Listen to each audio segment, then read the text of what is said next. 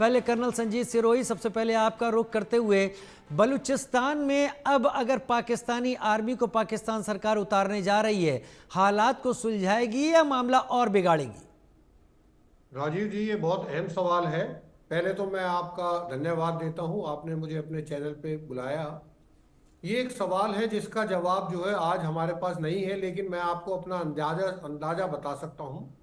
बलूचिस्तान की जो main problem है वो पाकिस्तान आज तक समझ नहीं पाया। 1947 में आज़ादी के बाद, उसी दौरान, उसके एकदम बाद 1948 में बलूचिस्तान में आज़ादी की मांग की गई। अब आज़ादी की मांग करने के बाद उस उनके ऊपर फिर अत्याचार किए गए। बलूचिस्तान अगर आप देखें रिसोर्सेज में, पाकिस्तान का जो 4 सूबे हैं उनमें सबसे रिचेस्ट है, सबसे ज़्यादा रिसोर्सेज है वहाँ पे। नेचुरल गैस है, बाकी मिनरल वगैरह है। लेकिन अगर आप उनकी जो है तैयार उनकी जो इकोनॉमिक हालत देखें, उस इकोनॉमिक हालत मेरा ख्याल पूरे पाकिस्तान में सबसे बदतर हालत बलूचिस्तान की है। उसके ऊपर वहां से सी पैक कॉरिडोर गुजर रहा है।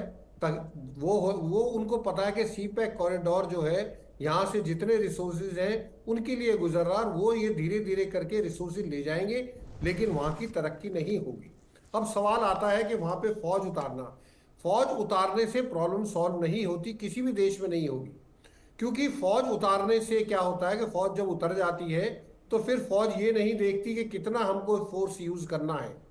उसके बाद अगर वहां पे पहले से ही लोग जो है गायब हो रहे हैं, उनका पता नहीं लगता वो कहाँ चले गए, वो जिंदा है मर गए हैं, अगर फौज वहां पे जाएगी तो जरूरी है कि फौज वहां पे जो है अत्याचार करेगी, जिससे वहां पे और ज्यादा लोग भड़क जाएंगे।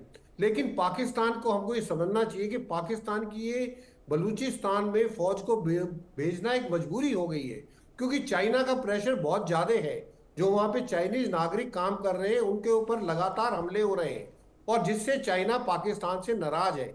चाइना तो यहां तक, चाइना ने पाकिस्तान को कह दिया कि अगर आप हमारे लोगों की सुरक्षा नहीं कर सकते तो हमको अपनी फौज वहां पे भेजनी पड़ेगी। किसी भी देश की फौज के लिए इससे शर्मनाक बात नहीं हो सकती कि उसी के देश में दूसरे देश की फौज उनके नागरिकों की सुरक्षा करने आ रही है।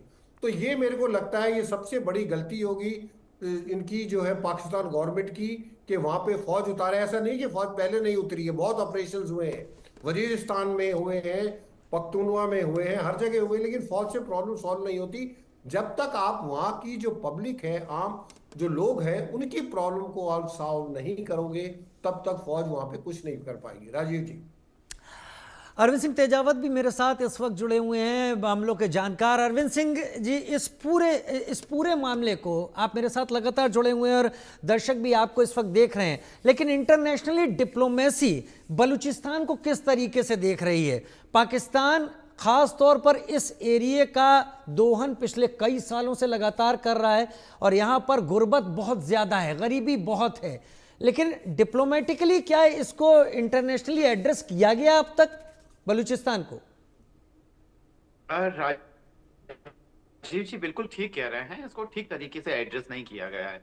और खाली वही नहीं, अभी आपने खबरों की शुरुआत में यह बताया गया कि जो पाकिस्तान अधिकृत कश्मीर है, जिसको पाकिस्तान आजाद कश्मीर बोलता है, वहां पे भी असंतोष है। और जहां तक भारत का मामला है, भारत तो एक धर्मनिरपेक्ष देश है, तो खासकर भारत के नागरिकों पर जो कि पाकिस्तान ने अधिकृत कर रखे हैं, वहां पर अगर उनके साथ अत्याचार होता है या कुछ होता है, तो मुझे लगता है कि ये भारत को पूरा अधिकार है, पूरा हक है कि वह उनके पक्ष में अपनी आवाज बुलंद करे। जहां तक अंतर्राष्ट्रीय धरातल पर अगर प्रश्न है, खासकर सुपर पावर्स या जो बड़े जो पावर्स हैं दुनिया के, वो इस चीज को कैसे देखते हैं, तो आप देखिए ये जो सीपैक का जो प्रोजेक्ट है, कर्नल साहब ने भी कहा कि इससे पूरा का पूरा जो फायदा होने जा रहा है वह केवल चीन को हो रहा है, और पाकिस्तान उससे मोहरा बना हुआ है। पाकिस्तान की सरकार इसलिए मोहरा बना हुआ है कि जो उसकी जो आंतरिक जो इकोनॉमिक हालत है, जो माली हालत है, वो ठीक नहीं है। अगर बाहर से अगर पैसा मिल भी जाता है पाकिस्तान को, तो वह भ्रष्टाचार के भेंट चढ़ जाएगा। वह बलूचिस्तान या ऐसे जहां जहां असंतोष है, वहां तक वो पैसा वापस नहीं पहुंच पाएगा। तो पूरी तरीके से ये जो बाहर से कर्ज लिया जा रहा है, देश के जो कहना चाहिए उसको सॉवरेनिटी को किसी के हाथों गिरवी रखा जा रहा है। और कर्नल साहब ने भी बताया, ये खबर काफी पिछले दिन से चाइना काफी यह प्रेशर डाल रहा है कि दरअसल आप हमारे नागरिकों की सुरक्षा नहीं कर सकते हैं। खैबर पख्तूनख्वा में वहां पे चीनियों पे हमले हुए हैं, पाक अधिकृत कश्मीर पे चीनियों पे हमले हुए हैं, बलूचिस्तान में हमले हुए हैं, एयरपोर्ट पे अभी थोड़े दिनों पहले 6 नागरिक मारे गए हैं। तो यह सारी जो चीजें हैं वो ये बताती है कि पाकिस्तान की सरकार भली पूरी तरीके से फेल नहीं हुई हो, तब भी उसकी वहां की जनता पे पकड़ जो है वह शिथिल हो गई है। और सेना को बलूचिस्तान में भेजना ही अपने आप में ये साबित करता है कि उसके पास जो बाकी सारे रास्ते हैं वह खत्म हो चुके हैं। जब बाकी रास्ते खत्म हो चुके होते हैं तभी सरकारें वहां सेनाओं को भेजती है। राजीव जी, जब बाकी सारे रास्ते खत्म हो चुके होते हैं तभी इस तरीके से होता है। कर्नल संजीत सिरोही, बलूचिस्तान में बीएलए जिस तरीके से पाकिस्तानी आर्मी से सीधा सीधा मुकाबला कर रही है, पाकिस्तानी आर्मी जो खुद को प्रोफेशनल कहती है, ट्रेनिंग के एक प्रोसेस को फॉलो करती है, उसको इतनी गंभीर चोट देना, यानी over the period of time BLA ने भी अब अपने को उसी तरीके से सुधार लिया है या बेहतर कर लिया है कि पाकिस्तानी आर्मी को इतनी बड़ी चोट वो दे पा रही है। लेकिन क्या बीएलए के इस तरीके के ऑपरेशन इस इलाके में पाकिस्तानी दमन को और तेज नहीं करेंगे?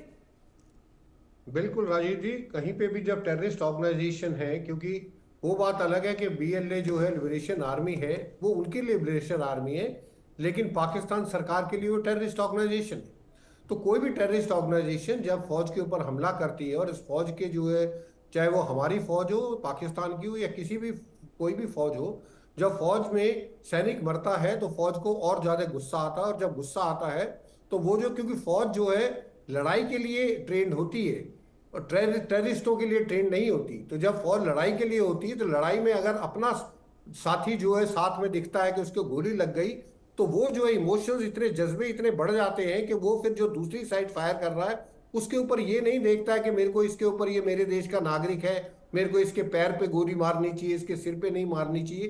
तो ये लाजमन है कि जब भी फौज कहीं पे उतरेगी और फौज के ऊपर हमला होगा तो फौज जो है उसकी जो जवाब देगी वो बहुत ज्यादा करारा जवाब होगा, जिससे और ज्यादा आक्रोश फैलेगा टेररिस्ट ऑर्गेनाइजेशन में और उसका फिर कोई अंत नहीं होगा। जैसे मैंने पहले कहा, इसका इलाज ये नहीं है फौज को, ठीक है फौज उतारो आप, ताकि जो वहाँ की लोकल पॉपुलेशन है उसमें कॉन्फिडेंस आ जाए कि हाँ हम जो है सुरक्षित है। लेकिन उसके अलावा जैसे भारत सरकार ने जम्मू एंड कश्मीर में फौज हमारी भी वहां पे गई थी, लेकिन उनके अलावा हमने वहां पे लोगों को साथ जो है कांटेक्ट किया, उनकी प्रॉब्लमों को सुना, उनको साधन दिए, उनको इकोनॉमिक जो है मदद करी, जिससे वहां के लोगों को ये लगा कि ये जो है फौज हमारी मदद के लिए आई है, ना कि हमारा दमन करने के लिए। जब तक लोकल पॉपुलेशन के ऊपर ये इंप्रेशन नहीं पड़ेगा, तब तक ना तो वहां की जो है पॉपुलेशन और ना वहां की जो है फौज जो है, ये आपस में जो है लड़ाई झगड़ा इनका चलता ही रहेगा। इनका चलता ही रहेगा। लेकिन मैं कई सारी तस्वीरें, कई सारे ग्राफिक्स के जरिए जानकारियां अपने टीवी स्क्रीन पर दिखा रहा हूं, कब कब क्या क्या हमले हुए। बलूचिस्तान में 3 दिन पहले आतंकी हमला हुआ, 16 नवंबर को सेना के कैंप पर यहां पर हमला हुआ। बलूचिस्तान में हुए इन हमलों में 7 जवानों की मौत, 15 घायल हुए। बलूच लिबरेशन आर्मी ने इसकी जिम्मेदारी भी ली। अरविंद सिंह तेजावत जी, अक्सर देखा जाता है जो कई सारे ऐसे ऑर्गेनाइजेशन हैं जो लिबरेशन के नाम पर या किसी एक ज़मीन के नाम पर लड़ाई लड़ रहे होते हैं, वो पॉलिटिकल अपनी एक लीडरशिप भी रखते हैं। बीएलए इस लीडरशिप को अब तक सामने शायद नहीं रख पाया है, और क्या उसी के चलते ये स्थिति यहाँ पर पैदा हो रही है कि जो टकराव है वो टकराव इतना गंभीर है पाकिस्तान में कि पाकिस्तान की आर्मी को अब उतारने की सोच ली गई, जो जनरली आमतौर पर कोई किसी देश की सरकार सोचती नहीं है। लेकिन क्या इससे पाकिस्तानी आर्मी की कमजोरी नहीं दिखाई पड़ रही आपको कि 2 या 3 बड़े हमलों में पाकिस्तानी आर्मी की एक बड़ी नफरी शिकार हुई है? राजीव जी, बिल्कुल आपने जो भी विश्लेषण किया है वो बहुत ही सटीक है। और ये मानना पड़ेगा कि खासकर बलूचिस्तान में असंतोष है वो आज की बात नहीं है, काफी लंबे समय से है। और यह दुखद बात है कि पाकिस्तानी सरकारों ने अपनी जो पंजाबी फेस के कारण या पंजाबियत के कारण उन्होंने उन सारे चीजों को, जो कि हाशिए के जो पावर सेंटर्स थे, उस तरफ ध्यान नहीं दिया। क्योंकि उनको सरकारें बनाने में या अपनी वो राजनीति चलाने में जो बलूचिस्तान के लोगों का इतना अधिक समर्थन नहीं चाहिए था। इसलिए वहां पर जितने भी पॉलिटिकल लीडर्स हैं या वहां की ब्यूरोक्रेसी है या वहां की फौज है, उनमें ज्यादातर जगहों पे आप देखेंगे कि एक पंजाबी प्रभुत्व देखने को मिलता है। और ऐसे में यह पक्का था कि बलूचिस्तान में असंतोष पैदा होता। आपको पता है जब कुछ बलूच लोग वहां से जहाज उड़ा के भारत ले आए थे, उसको किडनैप करके भारत के लिए वाकई बहुत ही असहज स्थिति हो गई थी। फिर बाद में वहां के बड़े लीडर लीडर बुख्ती साहब को मारा गया, वहां से बकायदा मिसाइल हमले में मारा गया उनको। क्या ये किसी सरकार को करना चाहिए कि अपने ही नागरिकों पे? कौन ऐसी सरकार होगी जो हमला करवाती है? वो सरकार का सबसे निकृष्ट रूप होता है जब जनता का पूरी तरीके से वह अपना विश्वास खो चुकी होती है। तो यह सारी चीजें, उसके बाद भी लगातार उन समस्याओं की तरफ कभी ध्यान नहीं दिया गया। और जहां तक बलूच लोगों का जो इतिहास रहा है, वो स्वतंत्रता प्रेमी रहे हैं, वो अपने हक के लिए लड़ना जानते हैं।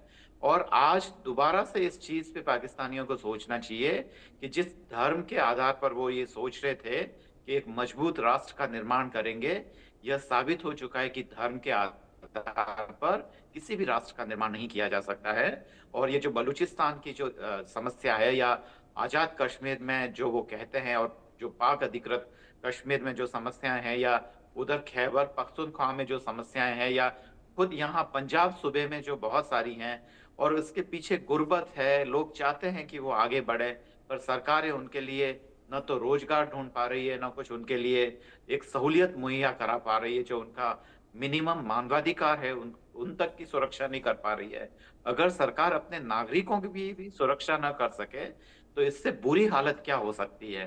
तो ऐसे में यह साफ सा जाहिर है कि वह सरकार केवल कुछ अमीर लोगों के लिए काम कर रही है, और आम जनता का उसमें विश्वास नहीं है। और आतंकवाद यहीं से पनपता है।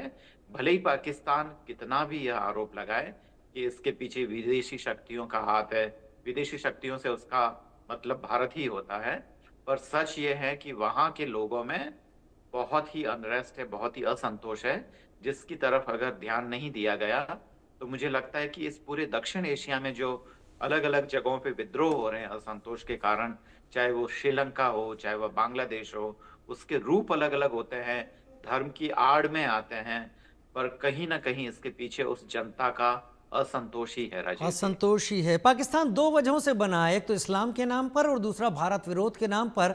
और लिहाजा भारत विरोध के नाम पर जब बीएलए के खिलाफ पाकिस्तान कार्रवाई करता दिखता है, तो दरअसल ऐसा समझ में आता है जैसे वो भारत के साथ हिसाब चुकता करने की कोशिश करता है। लिहाजा सेना को उतारने से